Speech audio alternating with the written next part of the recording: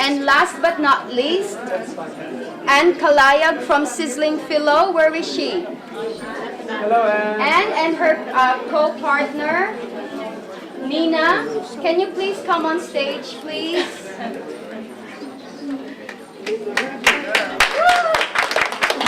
Thanks, guys. So Anne and Nina, I'm so proud of them. They're the embodiment of Australian Filipina. They work 3 jobs and they co-own a restaurant right here in Lidcombe. So Sizzling Philo, I've been there. I recommend it, and they prepared the chicken adobo for us and the open fresh lumpia. Where is it? So it's over there.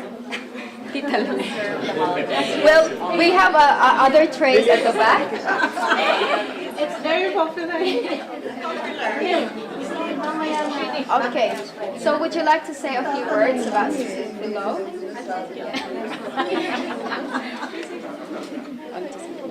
Go, Nina.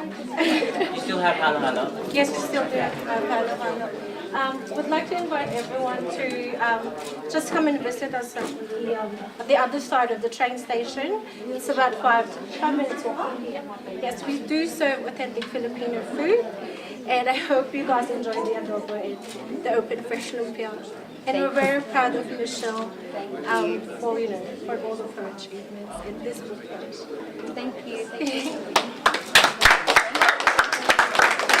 Okay. Before I announce the final sponsor, I do want to call on stage because I've spotted him already. Mr. Ed Aragon. Oh! So, Diyos ko, pambata itong kinuha natin eh. Okay. That's for your one arm, so Ed. this is, yes. So, I do want to talk a little bit about this logo. This logo will be found in all the books, but it really represents the traveling Filipina, with the bakya and the book. And if you can see, it's shaped like an M And what's that, a pair of and bras? B. And it's a bra.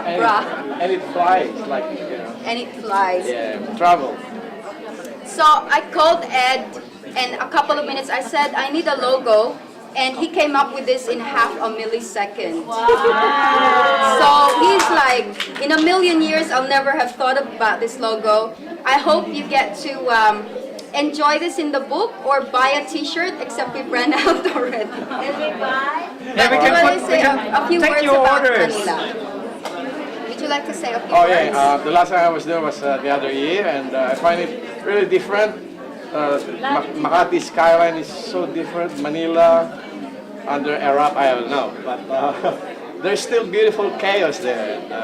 Traffic's not too bad, and hopefully under the new under Pinoy's leadership, there will be more positive news coming from motherland. And on the occasion of our Philippine Independence Day, I'd like to congratulate this girl. She's so good.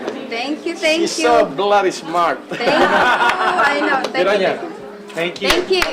Thank you guys. So, Ed Aragon and Ala Paredes are 2 extremely talented artists, and there is the Philippine Arts Festival on July 20. So look out for that, and I'll tell you more about it as well. So finally, last but not least, speaking about my all-time crush, Noynoy Aquino, the Philippine economy has grown 7.8% GDP. This is my finance hat now. But it's a very uplifting environment right now economically. And that's my segue to call our gold partner, Mega World, on stage. A representative of Mega World. This Angeles couldn't come here, but Josie can come here. I just want to acknowledge them. They're going to... thank you. So, if you can just say a few words about what Mega World does for the Australian community. I know there's no prepared speeches here. This is all impromptu. Okay.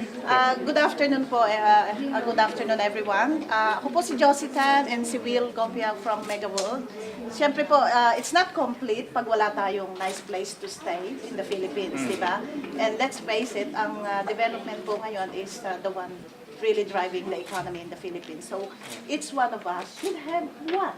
Kasi talagang ino-own na sila ng mga foreigners. So that's also a good way to help them Yeah. at the same time. So Mega World has a concept of live, work, play, and learn community. So every there is there already. Lahat ng kailangan ninyo is there. And it's owned by Mr. Andrew Tan. And the Mega World Corporation has been in the business since 1997? Yep. Isn't it? And if you know Eastwood City, yan po yung isa namin pinagmamalaking development. Prestigious. Who gives jobs sa mga Philippines, sa Filipinos, BPOs, mga processing center, call center, tsaka po yung Newport City. But if you want to know more about, nandito po kaming lahat to give you some information, leaflets to take home, and you can contact us for further information. Thank you, Michelle, for the opportunity. Thank you. So, okay. Thank you to all our sponsors. We do have, we have like 20 sponsors here. I don't know how we did this. I did But, that one. Yeah, thanks to Charles and Violi. Where's And the only one, Violi? ayan pa yung trio amigos. Come here. So, we just mentioned that. So, I would like to thank them. Again, they're just small businesses, all Filipino-Australian owned. So I hope you do support them. I hope that our business network will be more successful and we'll all be able to have our own condo in Boracay. Marcus and Ala, I'm looking at you both. Yeah, Boracay. And then we'll do the best, right? No, So, in Boracay itself, on the top of the hill. so thank you to BM Express for the jeepney outside. Palakpak naman. If you haven't seen, there's a jeepney, the typical Filipino jeepney outside. I've taken it away already. Kapamilya, Redland Events is here. Marcus Yes, Hargrave. Mate. Hello, Mate. She's behind the Philippine Arts Festival, so we're looking forward to that. One Voice, Tina Ranoso Bango. She's not here, but she's going to be singing the Miss Kita Manila theme song tonight. I thought it was you. Oh, no. Kala ko ako. Napoleon Purdes, our makeup partner. I think James Musak is here. Celsius Media, my partner in crime. Where is Michael, Moraleda, and Sophie? Gold Ribbon Cake. We have a Love Manila cake right here, Lovely did that one, there's the lady up there. especially for this We're gonna event. cut that one later, yeah? Pwede bang kakainin? Kakainin pala natin eh, sige na. Oz Pinoy Promotions, Carol Manoloto. Ledon, so I actually have a shoe sponsor. I'm not wearing them right now, but they're in there. I know. In Tonight. trouble. Okay, but June Hair and Makeup Artist, REC Studio, Sinta, Decors and Motives. See those flowers? Have you noticed the beautiful flowers here? That's by a Filipino-Australian business, Decors and Motives. Beautiful flowers, thank you so much. And Maureen is the Decors and Motives owner. Thanks, Maureen, for the beautiful flowers. Cheers Entertainment Australia. Jazz de Leon. She's Jazz, not new. Mark's Canoy, Austral Cargo. We have, for raffle draw, we have Balikbayan boxes. That's right. Can't have an exhibit without Balikbayan boxes. Valerie Tolosa will be donating accessories, pearl color. Highlights by Ching Mercado, so for hair and makeup. Phil Press Sydney, Romy Kayabyab, Oliver Gadista for the song Miss Kita Manila. Thank you very much. Bless her. Diaz and Diaz Lawyers. So we do have a law company representing us. Tita Neria, Pag-asa Asian Food Import. So the raffle draw would be a basket of Mamacita goods if you haven't bought any of the raffle tickets. Huy Quinones for my leather Filipiniana tonight. Wow, It's leather. So it's gonna be interesting. Rizal Kinsella Realty Group, property developer based in Rhodes for Australian investment properties. Tina's Hair Salon, and again James Musak for Napoleon Purdes. Thank you so much. Enjoy. Thank you. Thank you. Go back to the acting and back to the book signing. So remember, for each book that you buy, Michelle's gonna get closer and closer to Manila. That's it, yeah. Help me raise funds. So thank you to all my family and friends here, and Tito Buddy, Tito Del, the Legaspi family, the Baltazar family, the Parco family.